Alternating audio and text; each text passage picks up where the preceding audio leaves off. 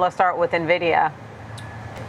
Yeah, so for NVIDIA, we have KeyBank raising their price target to $250. That's up from $230, and they keep their overweight rating on the shares here. They obviously they're actually very bullish when this comes to this chip on wafer on substrate products that's going to be ramping up here. It's obviously going to be very key to build out these AI chips, if you will. And they do believe that the supply for 2025 and 2026 is going to continue to ramp to the upside, not only for NVIDIA, but also for Broadcom. And they kind of make mention of that. And that's why you're seeing their price target being raised. And they also raised their price target on Broadcom as well to $420. That's up from $400, and they're maintaining their overweight rating there. They just see a significant upward revision to the 2026 chip on wafer on substrate supply, basically increasing by around 160% on a year-over-year basis. And they also make mention when it comes to Broadcom that the GPU, the TPUs that Google is trying to roll out, the TPU 7E, is going to be delayed, and so that actually should continue to be very strong for Broadcom, which is the provider of those processing units here through 2026. So they are very optimistic on the AI front, on the semiconductor front. They continue to raise their price targets up. Citi's doing the same. They raised their price target on NVIDIA up to $210, up from $200. Once again, kind of signaling the same thing when it comes to chip demand for 2026. Okay. Jensen Huang, the CEO of chipmaker NVIDIA, reacted negatively to Wall Street's long-term projections for the business, claiming that analysts are underestimating the extent of demand for artificial intelligence. Huang was questioned on the open source show regarding the agreement among 25 Wall Street analysts that NVIDIA's growth will flatline after 2027. He claimed that while he had nothing against those projections, they did not account for the current pace of AI adoption. "We're okay with it," Huang stated on the show, adding that his business routinely outperforms the metrics. He spoke of a massive divergence of belief between what Wall Street models predict and what AI experts like Microsoft's Satya Nadella and OpenAI's Sam Altman are forecasting. "As I explained, our opportunity is far greater than the consensus," he remarked.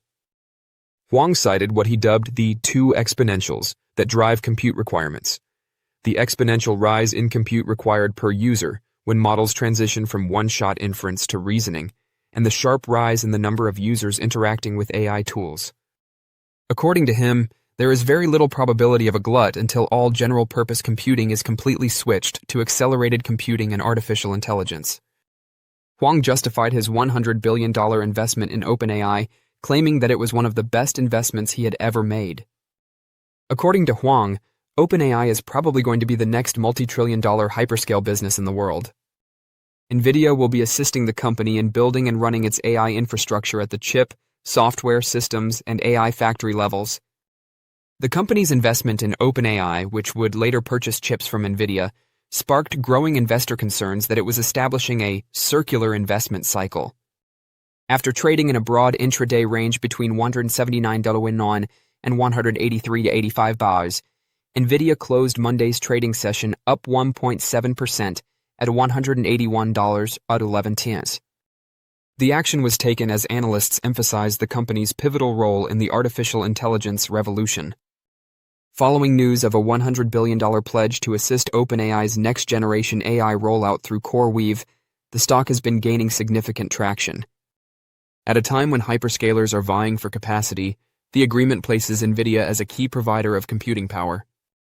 The company also announced its Rubin CPX architecture, which is targeted at complicated inference workloads and high-end video creation, indicating that it intends to be a leader in multimodal applications as well as text-based AI. Not all of the commentary was positive. Citing the threat of new chip designs from Broadcom and others, Citi reduced its price objective from $200 to $200. However, following recent talks with NVIDIA's finance chief, Evercore analyst Mark Lipacis emerged with confidence, raising his target to $225 and pointing out CUDA and NVLink as competitive moats. The stock is still clearly uptrending technically, staying well above both its 50 and 200-day moving averages. The major resistance zone that traders are keeping an eye on is $185-190. With support at $170, a breakout might lead to $200 to $210. Right now, $175 seems solid. To see whether this run can continue, investors will be watching the company's upcoming earnings report and any new information on the need for AI infrastructure. Those who are successful at making money in the stock market frequently do so by investing in businesses that have the potential to grow gradually over time. These businesses are usually found in the technology industry, which produces innovations that occasionally change the way we live.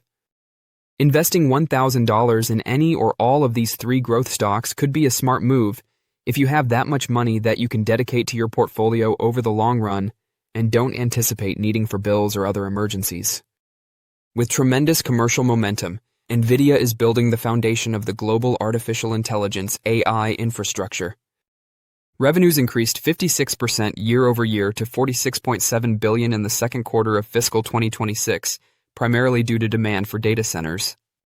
With gross margins above 70%, management anticipates fiscal third quarter revenues of $54 billion, plus or minus 2%. NVIDIA's most recent GPUs, which are based on their Blackwell architecture, are being progressively absorbed by hyperscalers, corporations, and independent projects. The GB300, NVIDIA's newest generation AI data center solution, has begun production shipments and is currently shipping close to 1,000 racks every week. The GB300 is quickly taking the lead in AI data center deployments due to its substantial performance gains in inference real-time model deployment workloads and superior energy efficiency when compared to earlier Hopper architecture systems. But NVIDIA is no longer just interested in GPUs. In the second quarter, the company's networking revenues reached $7.3 billion, a 98% year-over-year increase. It now sells more than $10 billion worth of Spectrum-X upgraded Ethernet systems annually. Additionally, contributing to the development of a devoted clientele is its Compute Unified Device Architecture (CUDA) software stack. Lastly, NVIDIA intends to release its next-generation Rubin architecture processors in 2026 and is still dedicated to quick innovation. It is in a position to continue gaining a large portion of the massive AI infrastructure market thanks to its move to an annual product release cadence. Despite its many advantages as a business, NVIDIA is by no means a cheap investment, as seen by the fact that its stock is currently priced at about 39.4 times projected forward earnings. Great enterprises, however, are uncommon. Even at high valuations, NVIDIA seems like a good stock purchase given its sound business strategy, impressive financials, and innovative potential. In the most recent trading session, NVIDIA closed at $181.88, up plus 2.07% from the previous day. This shift was greater than the S&P 500's daily gain of 0.26%. Meanwhile, the tech-heavy Nasdaq rose 0.48%, and the Dow added 0.15%.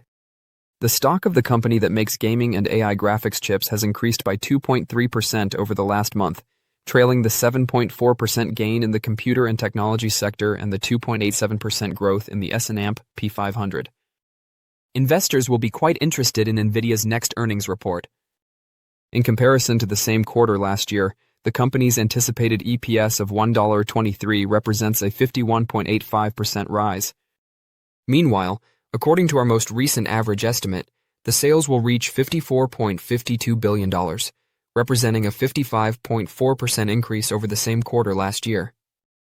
The consensus estimates predict earnings of $4.45 per share and sales of $204.5 billion for the full fiscal year, which is an increase of plus 48.83% and plus 56.71% respectively over the previous year.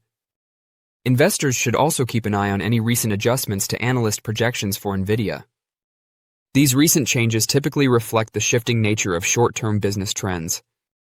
In light of this, positive estimate revisions can be interpreted as an indication of optimism over the company prospects.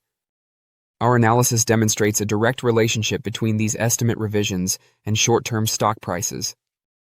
We have created the rank, a special model that takes these estimate changes into account and provides useful grading system in order to take use of this.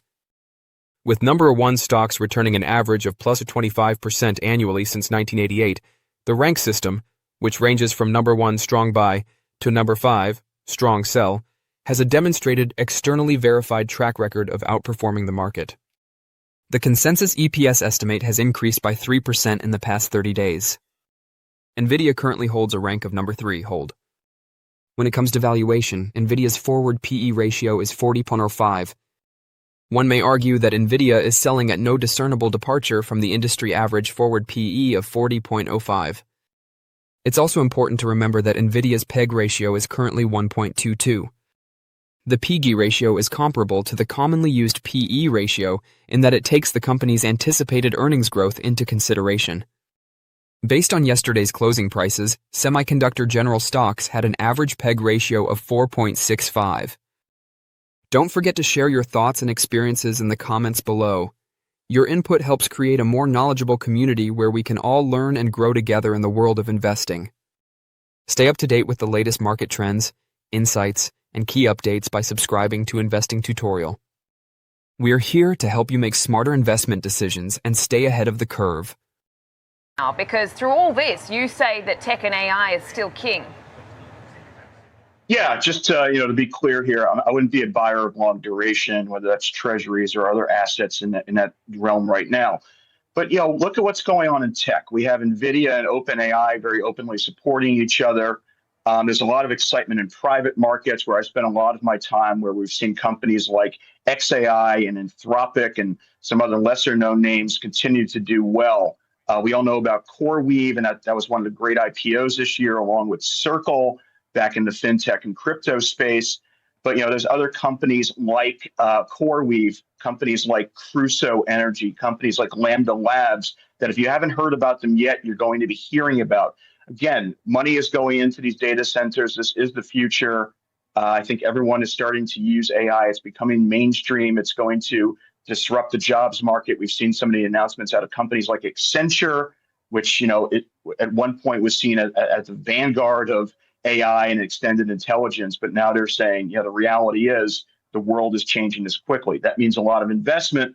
And again, like them or not, support or not, the Trump administration is really helping to foment a lot of this, whether it's with sometimes enemies, sometimes allies like Elon Musk and Sam Altman and some of the other luminaries in the space.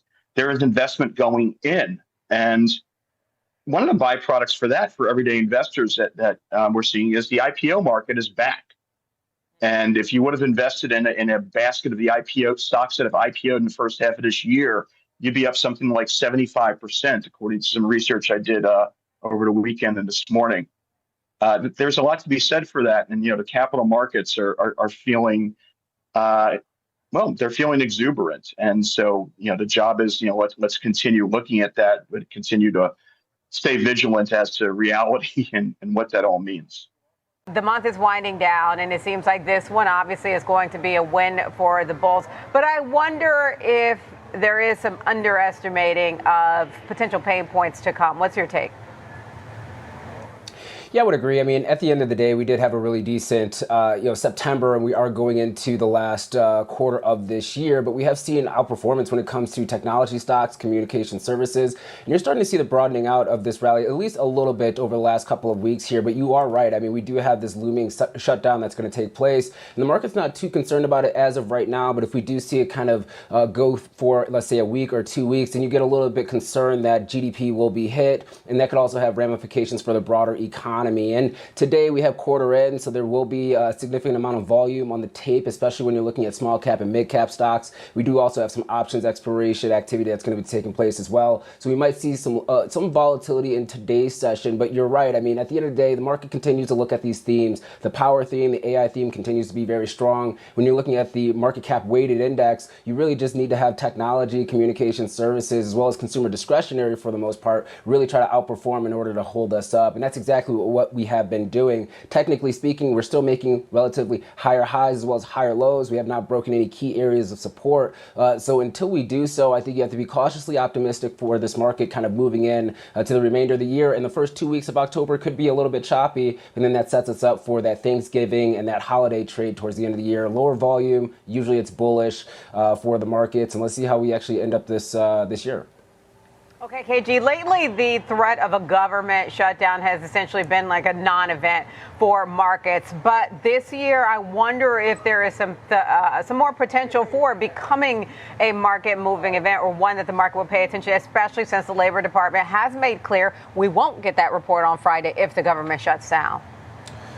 Yeah, it's not going to be the first time that we have not seen the BLS jobs report on Friday because of a government shutdown. That's probably just going to lead to us actually focusing on the ADP report that we're going to get out on Wednesday, focusing on that a little bit more, and then probably utilizing some other third-party data, Indeed, jobs open, rates, things of that nature, in order for us to get a clearer picture as to what's happening with the overall labor market just in general. So that could be a risk, once again, for a week or so. The market can shrug it off if you start seeing it a little bit more prolonged, like the first Trump administration, where we went over 30 days. That's where you get a little bit concerned. And in that particular situation, we did see the markets pull back around 6.8% or so. And that's where it becomes a little bit of a headache. So I think this is kind of a waiting game. What's going to be interesting, Diane, and we're not going to get into the politics, but this is kind of different this time around. We're not too close to midterms, and we're in the second Trump administration, so he is a little bit more bold. And the Democrats really don't have that much, power, if you will, as far as trying to adjust legislation. So this is actually going to be an interesting fight this time around. And judging by the president's post yesterday on Truth Social, it doesn't seem like he's relenting anytime soon or providing any type of olive branch. Well, the last time we had a longer shutdown was during Trump 1.0. So we'll see what happens. Hopefully, obviously, this is shorter rather than longer, because then you do start to get some impact when it comes not just different reports, but different sectors. You think about contractors for the government, defense contractors, and we've seen defense recently catch a bid. So it'd be interesting to see what happens there. At the same time, we have gold hitting records, and that seems to be a hedge just towards any potential volatility. What's your take? Yeah, I think you have the physical market obviously continues to see a bid. You are seeing a lot of these central banks continuing to increase their inventory when it comes to gold, diversifying themselves away from treasuries. And then you also have the speculators that are kind of looking at that 4,000 level as that key area of resistance. Now, you can make the case that from a technical standpoint, this pullback right now is not really too surprising. We are hitting an upper end of support, but the trend remains to the upside. And as we continue to have these risk events being priced into the market, geopolitical risk events that we have not only this week, but over the next couple of weeks here. You also have the government shutdown, Fed policy. What if we do see a really strong jobs and labor report on Friday, if that report does come out? Do we back out Fed cut expectations for the remainder of the year? There's still a lot that is there. And gold continues to move higher. I think it's also kind of telling you, too, that maybe we are a little bit stretched in some pockets of the market. Maybe the uncertainty is definitely still there. And maybe we continue to see this rise. And I think you kind of focus actually on the silver market, a little bit of a higher beta play within the metal space to kind of give you that signal that the party's over. And for silver, it continues to run pretty hot here, trying to hit that area of resistance of around $50. That might be still kind of ramping up. Silver is pretty much at the same level that gold was at the start of the year when you're looking at the technical setup here. So definitely risk off type of tone. But if some of these factors kind of back out a bit, you could also see gold kind of retracing pretty aggressively here. But higher highs, higher lows, once again, technical trends still